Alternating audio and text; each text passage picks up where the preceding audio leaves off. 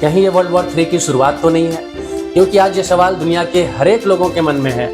जिस तरीके से जंग के 8वें दिन इजराइल और ईरान के समर्थन में दुनिया के शक्तिशाली देश दो खेमों में बटे हुए नजर आ रहे हैं। हम देख सकते हैं इजराइल के समर्थन में एक और जहां अमेरिका खड़ा है, वहीं ईरान के समर्थन में रूस, चाइना और उत्तर कोरिया जैसे शक्तिशाली देश आकर खड़े हुए हैं और खुलकर उसका समर्थन कर रहे हैं। अब ऐसे में यह देखना दिलचस्प होगा कि ये युद्ध आखिरकार कितना भयंकर रूप लेता है, इसके जो मैक्सिमम कंसिक्वेंसेस है, जो इसके परिणाम हो सकते हैं, वो कहाँ तक जा सकते हैं। ऐसे में साथियों, एक आध जो बातें यहाँ पर और भी समझने के लायक है वो कुछ इस प्रकार से है कि जिस प्रकार से इजराइल ने ईरान के ऊपर जब हमला किया, तो ऐसे में ईरान के सुप्रीम लीडर की ओर से कौन सा बयान आया कि पाकिस्तान ने उन्हें वादा किया है कि यदि इजराइल की ओर से किसी भी प्रकार का एटॉमिक प्रहार ईरान के ऊपर किया जाता है तो इसका जवाब पाकिस्तान देगा। हालांकि बाद में जैसा सुनने में आया कि पाकिस्तान ने इस बयान का खंडन किया है, लेकिन अभी जो समाचार निकलकर सामने आई है वो कुछ ऐसी है कि उत्तर कोरिया ने नॉर्थ कोरिया के ऊपर में 10 रॉकेट से हमला करने का काम किया है। और इस तरीके से देखा जाए तो ये युद्ध कहीं ना कहीं एक अलग तरीके से नजर आ रहा है,